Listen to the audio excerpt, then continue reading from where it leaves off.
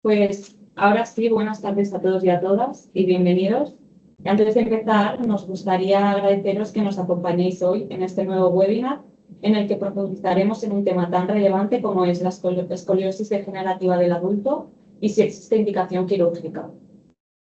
Yo soy Patricia de Torres y tendré el placer de moderar esta sesión. Durante el webinar hablaremos sobre cómo se aborda actualmente la escoliosis en el adulto, una patología que puede producir dolor lumbar, pérdida de equilibrio, limitación funcional y deterioro progresivo de la calidad de vida. Para ello, tenemos el honor de contar hoy con el doctor Callacho, neurocirujano especialista en patología compleja de la columna vertebral, con especial dedicación en el tratamiento de enfermedades degenerativas, deformidades de columna y técnicas quirúrgicas mínimamente invasivas. El doctor Callacho es pionero en España en el abordaje lateral de la columna mediante la técnica ETICS-LIF y diversas fuentes profesionales lo vinculan con abordajes completos como ETICS-LIF y ALIF en cirugía de columna. Así que nada, sin más preámbulos, es un placer darle la bienvenida al doctor Callacho y le cedo la palabra. Muy bien, muy buenas tardes a todos. En primer lugar, agradecer a Patricia, al equipo de marketing y a las Clínicas Sagrada Familia para darnos esta oportunidad de participar a este webinar, que va un poco de un tema que está cada vez más de moda en nuestra comunidad, en nuestra sociedad, debido al hecho de que con los años vamos aumentando nuestra expectativa de vida, pero también se complican algunas enfermedades relacionadas con la patología degenerativa de la columna. Entonces, la idea era un poco hacer poco un cuadro general sobre este tipo de problema que vemos cada vez más en nuestras consultas, cómo lo clasificamos, las diferencias un poco que hay, que muchas veces me preguntan cuál es la diferencia entre la escoliosis del adulto y la escoliosis del adolescente, cómo lo vamos a diagnosticar, cómo lo enfocamos y evidentemente nuestra visión desde el punto de vista de la cirugía, ya que es lo que hacemos. Entonces, cuando un caso va a cirugía, qué tipo de cirugía, qué opciones tenemos, la complejidad, si se puede tratar con la cirugía mini-invasiva que hacemos nosotros. Entonces, explicar un poco lo que hacemos nosotros desde el punto de vista quirúrgico. Entonces, sin más, vamos a explicar un poco qué es, ¿no?, esta esclerosis del adulto. Digamos que en el adulto lo enfocamos como una desviación en el plano coronal. El plano coronal sería cuando vemos una radiografía de frente, como esta que tenemos aquí a la derecha de la pantalla, en donde al menos tenemos una desviación de 10 grados con el ángulo de Cobb, que es este ángulo que mide, como lo tenemos aquí representado, pues la vértebra más alta y la vértebra más baja, que representan un poco la curva que estamos midiendo. Esta curva nos mide pues la desviación de la columna en este punto y lo identificamos como el ángulo de Cobb. Cuando tenemos más de 10 grados, ya en el adulto ya se considera una desviación significativa. Respecto a las diferencias entre una deformidad en el adolescente y una deformidad en el adulto, hay varios puntos que cabe la pena subrayar. Primero de todo, que la deformidad en el adolescente habitualmente no se acompaña de problemas degenerativos de la columna, suele aparecer en la adolescencia y tiene relación con el crecimiento, y a medida que va creciendo la columna, habitualmente la curva puede progresar y puede empeorar. Habitualmente no tenemos un dolor de origen vertebral, pero sí tenemos un problema que se puede relacionar con la imagen corporal de los adolescentes, con lo cual podemos tener un problema hasta incluso muchas veces de cosmesis.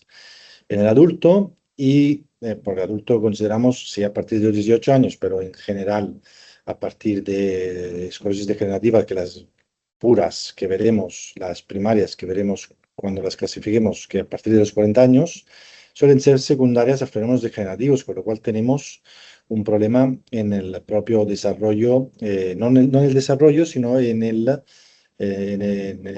degeneración de los tejidos de la columna, con lo cual aparece cuando ya el hueso ha acabado su crecimiento por completo, y este sí genera dolores por problemas propios de la columna vertebral e incluso luego por pinzamiento secundario de los nervios que pasan dentro del canal del canal vertebral. Y en general este no se suele acompañar de un problema de imagen corporal, con lo cual no suele ser un problema que que se relacione con la cosmética.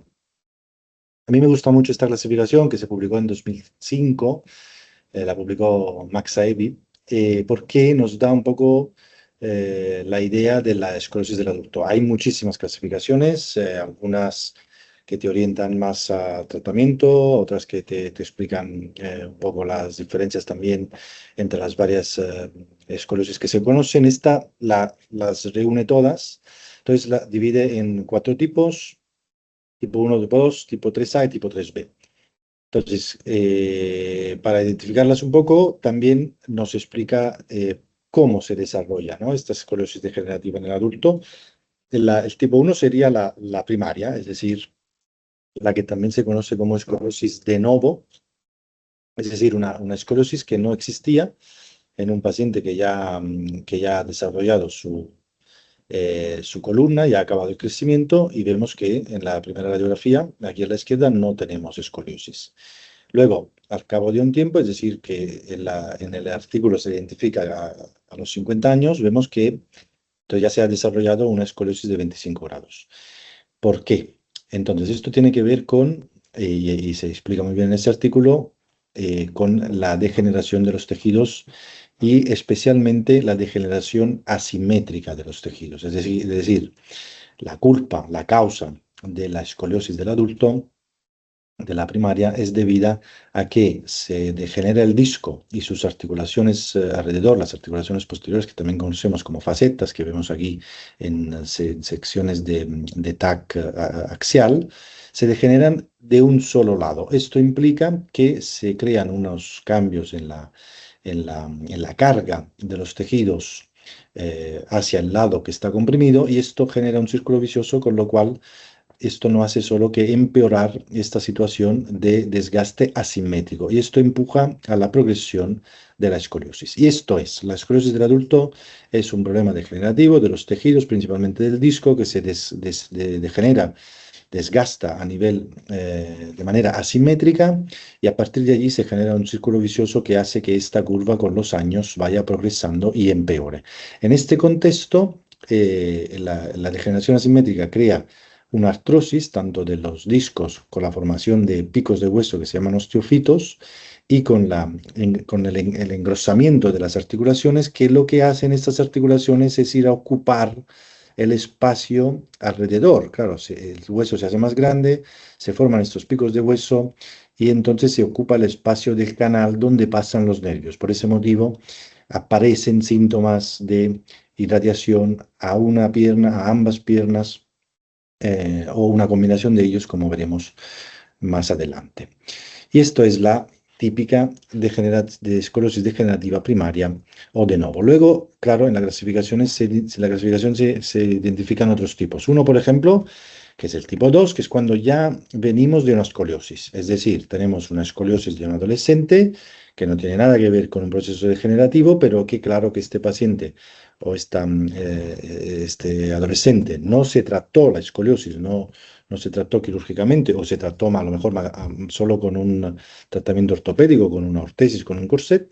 Entonces, en la edad adulta empiezan los fenómenos degenerativos, y entonces la curva puede empeorar, progresar por fenómenos degenerativos sobreañadidos a una escoliosis previa, con lo cual esta la llamamos escoliosis secundaria. Y de la degenerativa secundaria tenemos también el tipo 3, que lo dividimos en 3A, cuando tenemos o una situación como estas dos radiografías que tenemos aquí, o un paciente ya operado, que entonces esta fusión que crea una palanca, por lo que en la zona de arriba se crea una escoliosis, con lo cual es una escoliosis degenerativa, pero secundaria por la cirugía previa, o en casos en donde tenemos una escoliosis previa, pero en lugar de empeorar la curva escoliótica, que entonces sería un tipo 2, lo que aparece son curvas alrededor de la curva principal escoliótica, como en este caso que he señalado por la flecha, que es una curva fraccional lumbar distal. Y el tipo B, cuando en contextos de, por ejemplo, de fracturas o de osteoporosis, entonces se crean unas alteraciones en el hueso que nos hacen torcer la columna. En este caso también es una aparición de una esclerosis degenerativa, pero la identificaríamos como un tipo 3B. Entonces, ¿qué síntomas nos puede dar? Aquí pues, tenemos una tabla, como podemos tener una combinación de todos los síntomas. En este contexto me gustaría subrayar dos cosas. Uno, que cuando viene un paciente a la consulta, primero de todo tenemos que saber si tiene dolor lumbar o dolor dorsal, es decir, si tenemos un dolor que se puede relacionar directamente con un problema, si, digamos, estructural en la columna, con lo cual, dolor lumbar, dolor dorsal. Primera pregunta.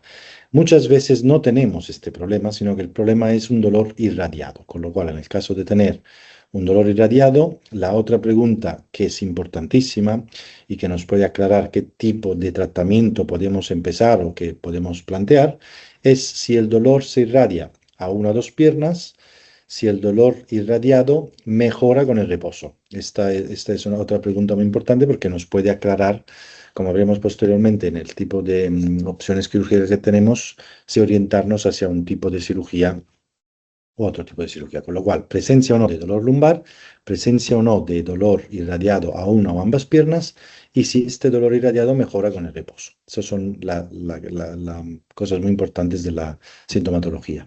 Respecto al diagnóstico, evidentemente tendremos que valorar físicamente la zona dolorosa. Para identificarla tendremos que descartar un déficit neurológico, porque en presencia de un déficit neurológico muchas veces tenemos que ir directamente a cirugía porque nos encontramos ante la posibilidad de una posible luego lesión definitiva, con lo cual esto es lo que tenemos que hacer con la exploración física. Y luego tenemos muchas pruebas complementarias. Seguramente la resonancia es muy importante porque nos da una información amplia sobre los discos, los nervios, la zona de la salida de los nervios, incluso mucha información sobre el hueso. Nos permite identificar zona de inflamación, como vemos en la secuencia STIR esta, que se ve una parte blanca dentro del hueso. Esto quiere decir que está inflamado de manera aguda, lo que le llamamos la secuencia STIR. Pero luego tenemos que tener una radiografía de columna completa, que nos sirve para valorar, como hemos dicho, el ángulo de Cobb en el caso del plano frontal, pero en el adulto es muy importante el plano sagital también, que es el plano de perfil. Y sobre todo si vamos a hacer una cirugía de fijación, de fusión, entonces tenemos que valorar una serie de parámetros que son los parámetros espinopélvicos que se valoran con una radiografía columna completa lateral.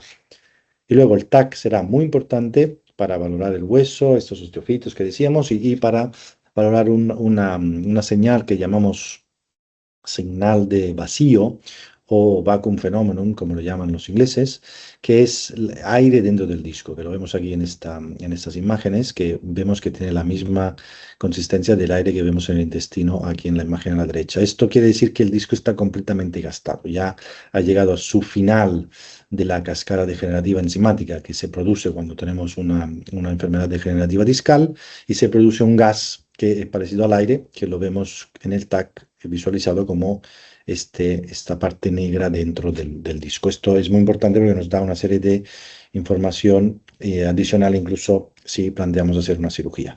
Y luego, en pacientes ya operados es fundamental el TAC porque nos da información de cómo están los implantes que se han implantado, si se han integrado al hueso, si no se han integrado al hueso. Esto también a veces lo vemos con el SPECT y la gammagrafía, que muchas veces la pedimos en casos de pacientes operados para descartar que los implantes no hayan fallado, no se hayan soltado o incluso que no estén infectados, con lo cual son unas imágenes complementarias que pedimos en muchos casos cuando los pacientes ya están previamente intervenidos. Entonces, siempre el tratamiento principal, al principio intentamos que sea conservador, siempre que sean menos 6 meses de tratamiento conservador. En ese tratamiento conservador, aparte del tratamiento médico, con la medicación típica de antiinflamatorios y analgésicos, podemos pedir rehabilitación. Entonces, allí en rehabilitación podemos hacer algunos tratamientos que, dependiendo del centro, sean con magnetoterapia, con radiofrecuencia, con ultrasonidos, electroterapia, diferente terapia manual, que eso en cada centro el fisioterapeuta os guiará.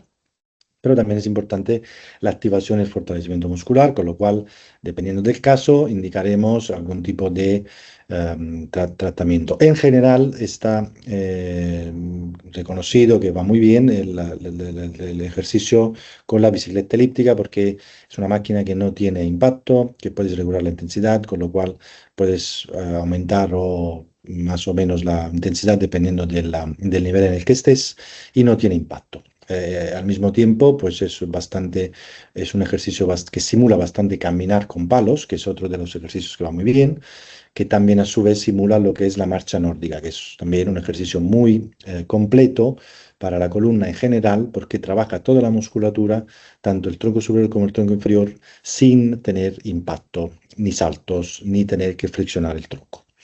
En todo caso, siempre que podemos, intentamos ser conservadores. Por ejemplo, si nos ponemos y trabajamos bien nuestro cuerpo, en este caso, esta paciente tenía una muy buena flexibilidad, con lo cual en estos casos ella llevaba muy bien esta escoliosis, no tenía mucho dolor lumbar, lo controlaba con los ejercicios de estiramientos, con el fortalecimiento muscular, con lo cual siempre que podemos intentamos evitar cualquier tipo de tratamiento más agresivo o invasivo.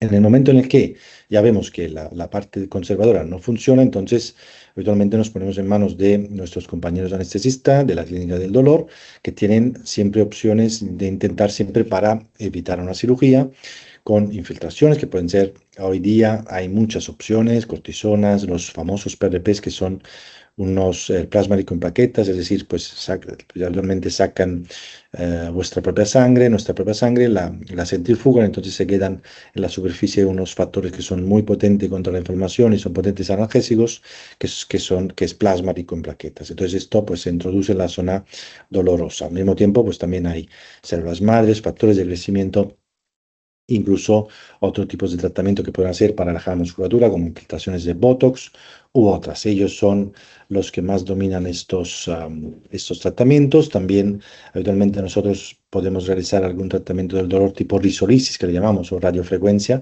que consiste en, le decimos vulgarmente, quemar el nervio del dolor, que consiste en introducir unas agujas muy finitas en la zona del dolor, habitualmente en las articulaciones o alrededor de los nervios, y estas agujas tienen una punta activa que se conecta a una máquina y lo que genera es calor. Este calor lo que va a hacer es modular la transmisión del dolor de los nervios que estamos atacando, con lo cual se reduce la intensidad del dolor y de esa manera se consigue, digamos, mejorar la sintomatología.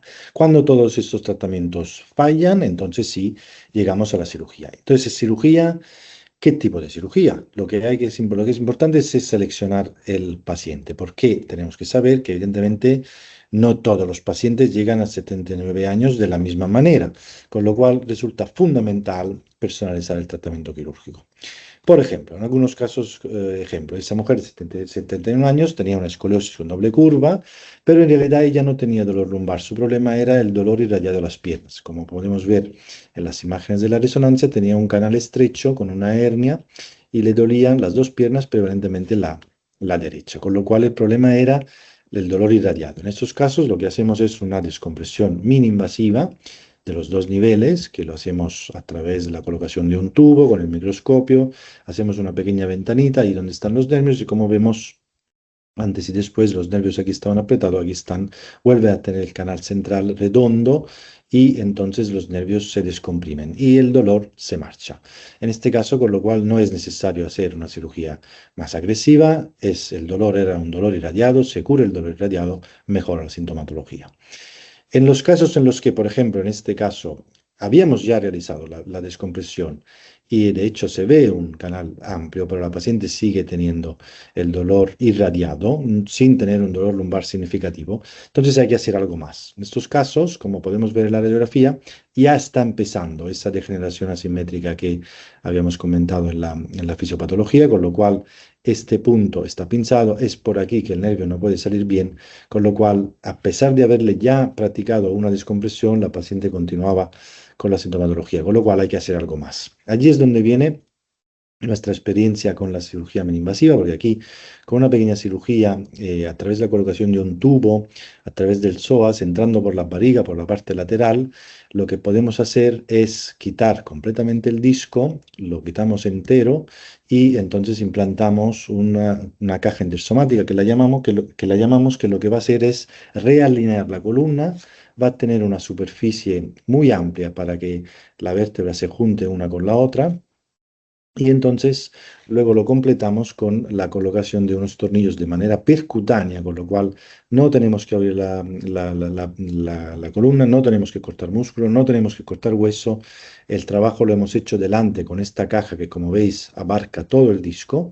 Es muy amplia, con lo cual va de un lado a otro, da mucha estabilidad y lo que hará será que se haga una fusión entre estas dos vértebras. La parte posterior simplemente será un complemento.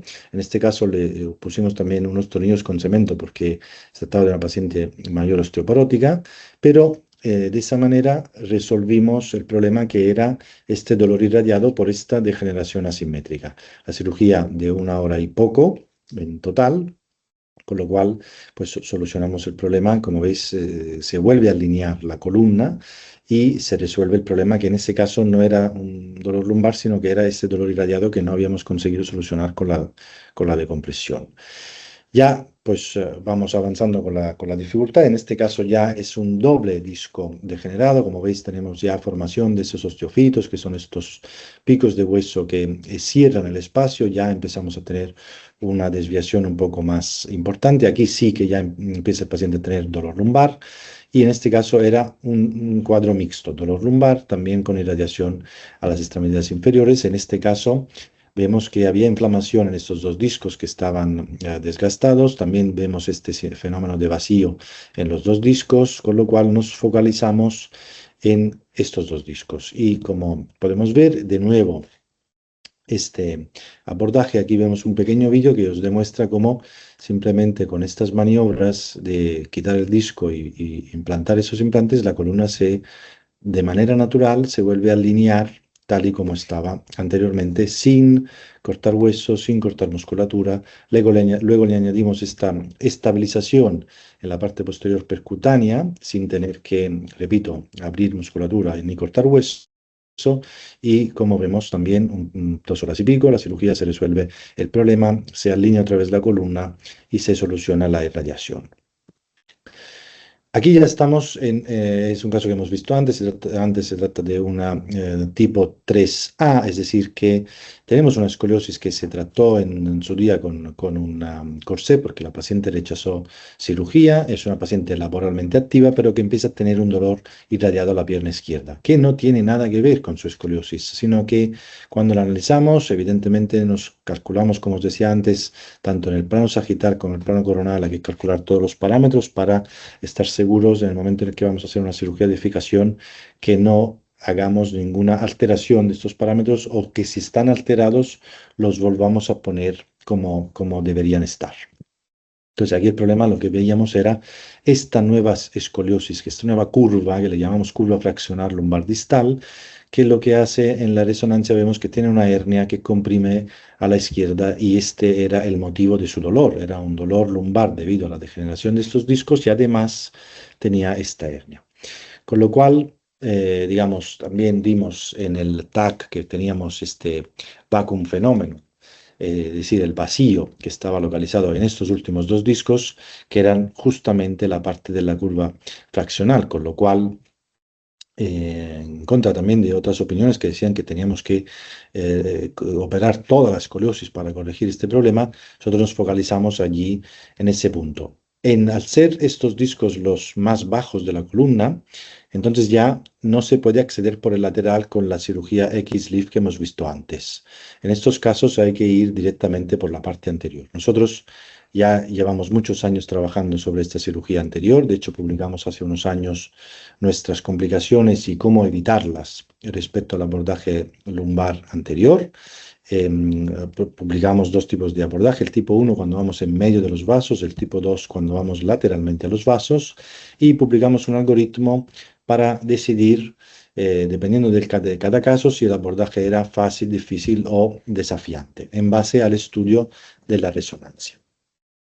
Entonces, en este caso, pues tratamos a la paciente con un doble abordaje anterior, le cambiamos dos discos y luego le quitamos la hernia y le pusimos una estabilización percutánea posterior, pero en realidad el trabajo fue la cirugía anterior de quitar esos discos, estabilizar por delante, quitar la hernia y luego la parte posterior siempre es como un complemento para darle más solidez a la estructura. La paciente mejoró muchísimo, evidentemente la esclerosis no la mejoramos, lo que mejoramos fue solo la parte de la curva distal, pero le quitamos el dolor de la pierna, que era lo que le estaba molestando, y la paciente pudo volver incluso a trabajar. Este otro paciente lo quería poner porque muchas veces tenemos ya muchos pacientes que vienen ya operados previamente en otros centros o nosotros mismos a veces tenemos casos de este tipo. Nuestras cirugías porque como os decía antes creamos una zona sólida y la parte que está alrededor se mueve y entonces puede empeorar. En este caso se creó una escoliosis tanto en la parte superior como en la parte inferior, como veremos luego en el TAC.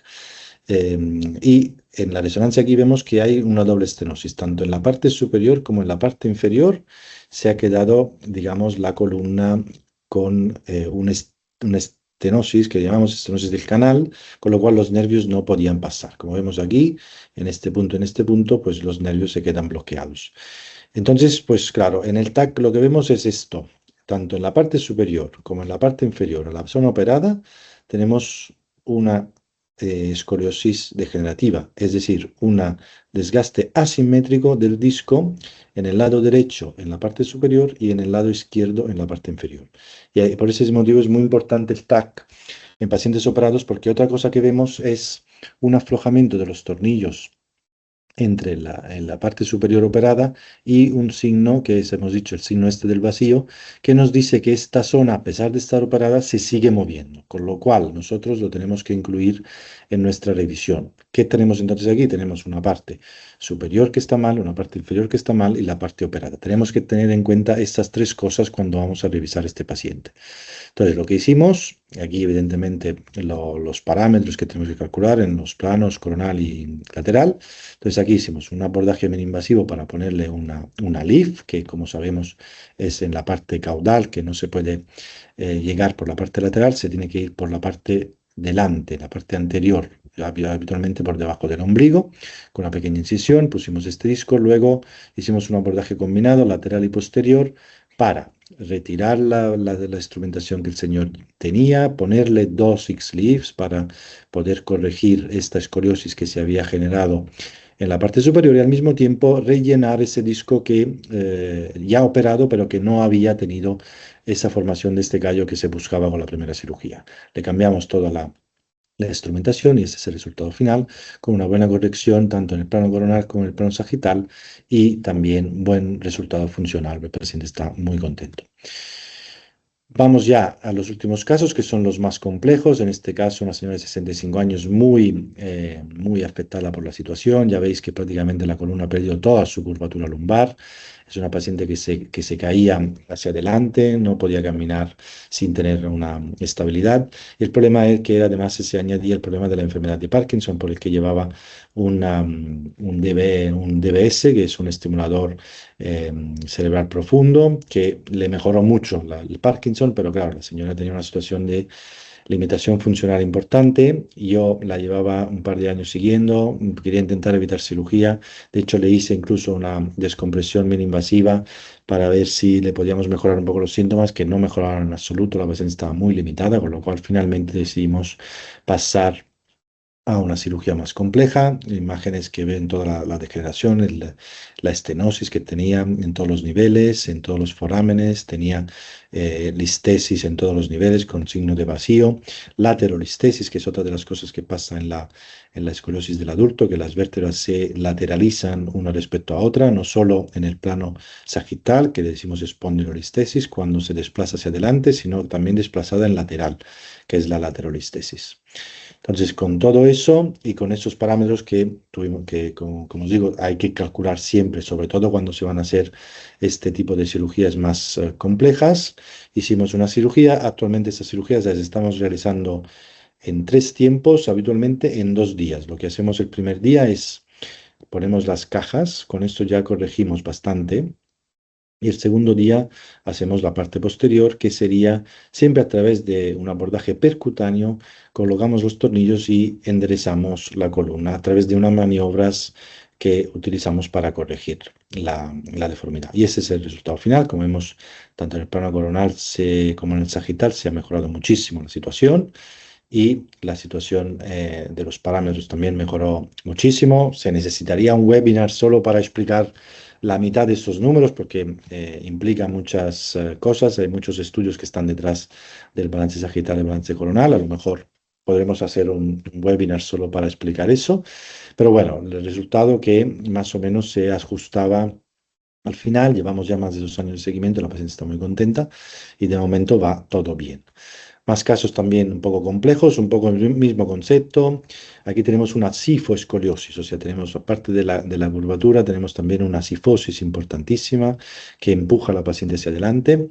También siempre de estudio completo, TAC y resonancia, donde vemos y tenemos que estudiar toda la deformidad y que nos sirve para establecer qué tipos de implante vamos a poner, en qué discos, cuántos discos y hacia dónde tenemos que hacer las correcciones de la curva.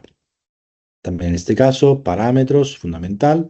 Y también aquí, primer día hacemos los discos, con lo cual 2 ALIFs y 3 ALIFs, 3 X-LIFs. Y después de eso, la parte posterior que la hacemos de manera siempre percutánea. Intentamos no cortar músculo, no cortar hueso para corregir la situación.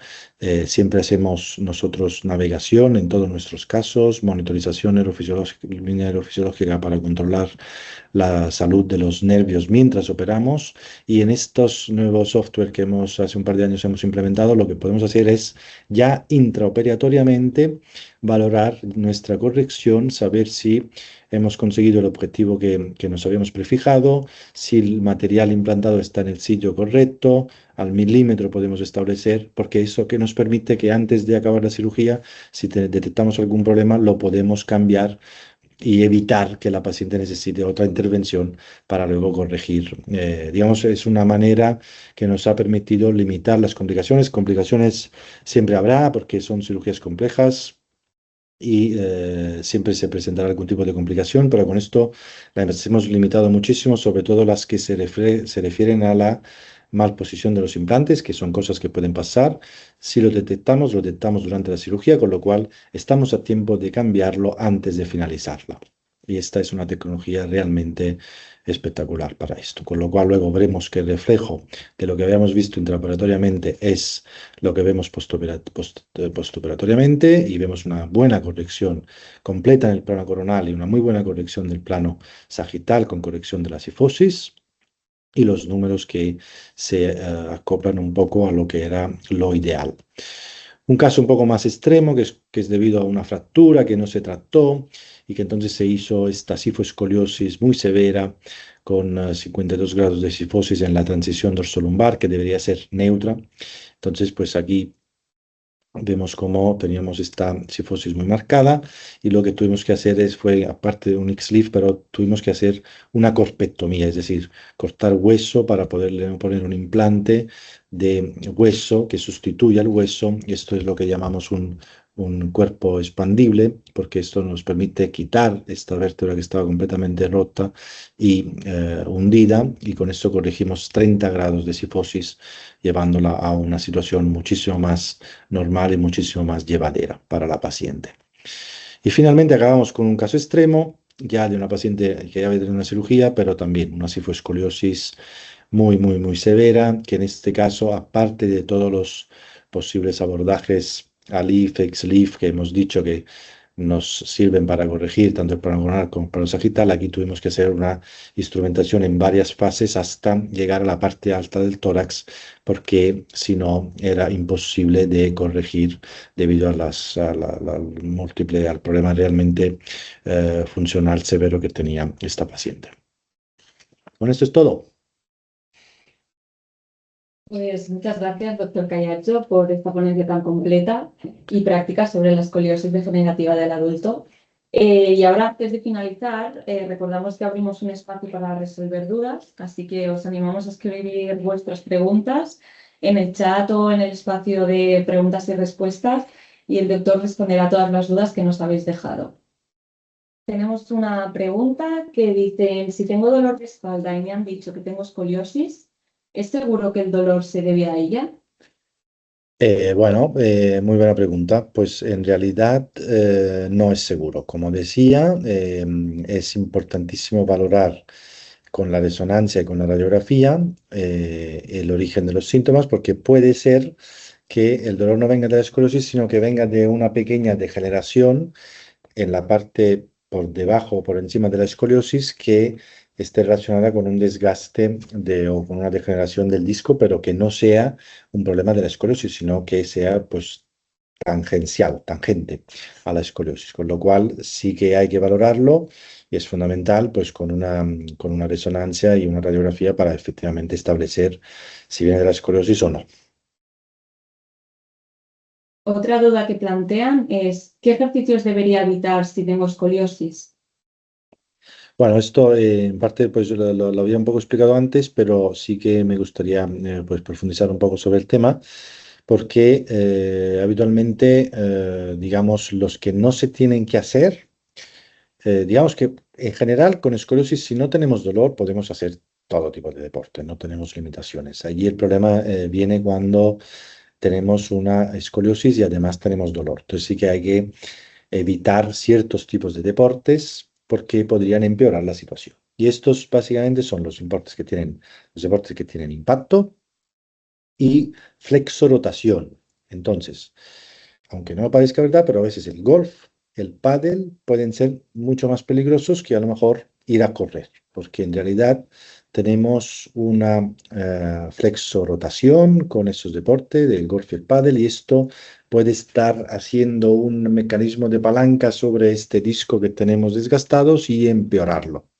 Con lo cual, todos los deportes que impliquen flexión anterior del tronco tienen que ser, se tienen que hacer con mucha precaución y sobre todo los que con flexión del tronco tengamos que coger luego peso, ¿no? Este peso lo tenemos que llevar muy cerca del cuerpo, no lo tenemos que llevar lejos, con lo cual también si vamos a coger algo en casa lo tenemos que hacer con mucha precaución, intentando doblar las rodillas. Esto en general lo debería hacer todo el mundo, pero si tenemos además un pequeño problema de espalda, pues tenemos que hacerlo todavía más, ¿no? Doblar las rodillas, intentar evitar esa flexión y sobre todo, momentos que vamos a coger el peso en el suelo, escuchar nuestra espalda, si notamos cualquier pequeña dolor o molestia, parar y en todo caso llevar siempre todo muy cerca del cuerpo porque de esta manera se reparten las cargas no solo a la columna, sino también a las caderas y a las rodillas.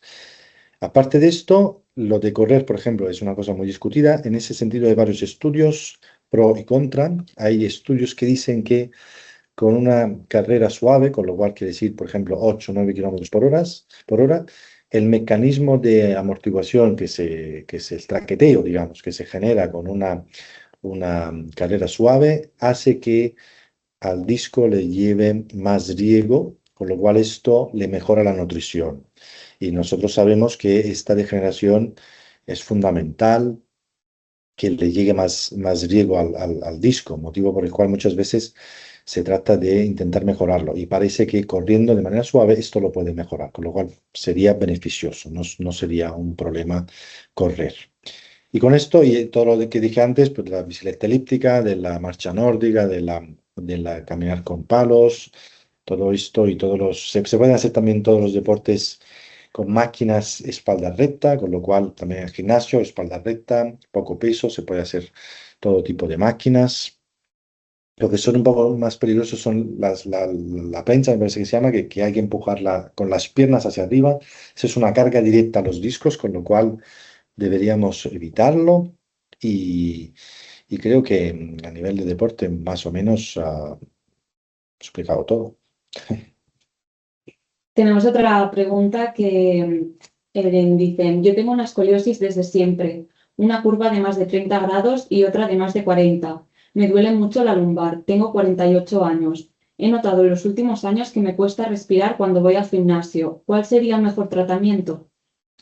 Vale, entonces este es un caso que habría que valorar en detalle porque ya estaríamos hablando de una escoliosis posiblemente secundaria, es decir, una esclerosis de toda la vida, quiere decir que posiblemente sea del adolescente o incluso de inicio precoz, si se diagnosticó antes de los 10 años, con lo cual habría que evaluarlo más en detalle. Habría que ver si este dolor lumbar es debido a un problema estructural, o sea, la presencia de una degeneración discal o no, o si es un problema simplemente biomecánico porque eso puede pasar con los años que la columna al trabajar en una posición anómala puede llevar a sobrecargas, contracturas musculares. Entonces hay que diferenciar si hay un problema estructural degenerativo o si es un problema biomecánico de la musculatura. En base a esto, decidir qué tipo de tratamiento. Si no hay un problema degenerativo, siempre mejor intentar, pues, con muchos estiramientos, con rehabilitación, con fisioterapia, fortaleciendo el core, de intentar, pues, mejorar la situación. En algunos casos, pues, se puede llegar a tener que hacer algún tratamiento del dolor. Y en estos casos, pero ya repito, se tiene que valorar el caso en detalle porque puede ser que se necesite algo más. Genial. Otra pregunta, nos dicen, gracias por la explicación, excelente. Mi duda supongo que es la más habitual. ¿Qué complicaciones puede acarrear? Mi situación encaja en algunos de los casos mencionados. Estenosis de canal en L3, L4 y L5 con irradiación a pierna derecha habitualmente. Bueno, entonces, aquí hay que valorar el caso y estaríamos en la parte de los primeros casos que enseñé. Tendríamos dos opciones. Si, dependiendo del tipo de estenosis, podríamos plantear esta cirugía mini-invasiva que hacemos, que se le llamamos recalibraje del canal, que viene de la publicación de un francés hace más de 30 años, que se llama Le recalibrage du canal vertebral, que entonces pues explicaba esta técnica de hacer más espacio a los nervios sin tener que fijar la columna, porque en realidad lo que vamos a hacer es quitar un ligamento que se llama ligamento amarillo, hacer un fresado con una fresa especial de ultrasonidos que utilizamos que permite fresar el hueso al milímetro, con lo cual no rompemos la articulación, y esto nos permite preservar la articulación, con lo cual preservar el movimiento. Siempre que podemos hacer esto, lo hacemos, también como primera opción, porque entonces evitamos fijaciones, evitamos implantar material, evitamos bloquear la columna, porque como sabemos, una de las complicaciones, y ahí viene la respuesta, puede ser que si bloqueamos la columna, luego se vaya a sobrecargar la zona adyacente, tanto arriba como abajo, y esto puede llevar a la larga a otros problemas. Con lo cual, respecto a las complicaciones de la cirugía meninvasiva, nosotros lo tenemos súper controlado y quizás es de lo que más hacemos, y son muy pocas. Siempre hay que evitar que no tengamos un problema con la herida, que no se infecte, que no tengamos un hematoma, que no tengamos un problema de líquido cefalorraquídeo, porque sabemos que la membrana que envuelve los nervios durante esa cirugía se puede romper. Si pasa esto, no es un problema. Habitualmente lo reparamos y lo sellamos, con lo cual se soluciona. Pero sí que en el postoperatorio hay que vigilar que la herida se selle bien, que no tengamos una fuga de líquido. Y respecto a la cirugía, que sería ya más compleja, que vamos a hacer fijación, pues allí las complicaciones pueden ser otras, porque en ese momento, entonces, si vamos a implantar material, entonces este material se tiene que enganchar bien al hueso, se acaban siendo fundamentales las primeras 6 semanas después de la cirugía, porque este material tiene que reaccionar con el hueso, se va a consolidar, tenemos una primera consolidación, y en estas primeras 6 semanas es cuando podemos tener complicaciones de que el material se mueva, se desplace, los tornillos se suelten, con lo cual esto es fundamental durante las primeras 6 semanas en estas cirugías, portarse muy bien, no hacer mucho esfuerzo, no hacer deportes, no coger cosas, no tener impactos y, digamos, tener una vida que nosotros le decimos de jubilado relativo, porque se puede salir a pasear, se puede salir a caminar, se pueden subir y bajar escaleras, se puede ir en medio de transporte, de copiloto en coche, pero no se puede conducir, se tienen que evitar impactos y de esa manera evitamos tener esta que llamamos complicaciones mecánicas, que son cuando los implantes no se fijan bien al hueso. Y eso sí pasa, habitualmente pasa en las primeras 6 semanas. A partir de las 6 semanas ya es mucho más raro que lo veamos después. Bien, vamos a hacer un par más de preguntas. Preguntan, ¿cómo ¿Cómo afecta la instalación de estos elementos en la columna a la flexibilidad o capacidad para mantener una movilidad que permita hacer ejercicios como yoga u otras contorsiones o flexibilidad? Bueno, muy buena pregunta. En realidad, claro, en la esclerosis del adulto no podemos mantener la movilidad porque si mantenemos la movilidad seguirá el dolor.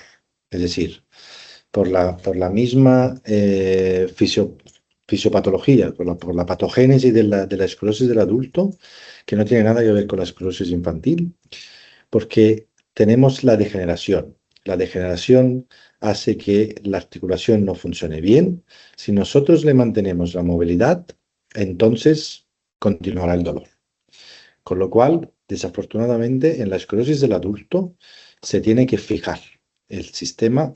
Si no tenemos la opción simplemente de liberar el nervio y darle más espacio y tenemos que hacer una cirugía más agresiva, entonces se tiene que fijar, se tiene que corregir el desplazamiento y fijarlo, porque si no, si se sigue moviendo, seguirá manteniéndose dolor, seguiremos teniendo dolor, con lo cual, en ese sentido, en estas situaciones no van bien los sistemas dinámicos, porque entonces lo que están haciendo es mantener el dolor, mantener el movimiento, con lo cual se sigue generando el dolor, se tiene que fijar.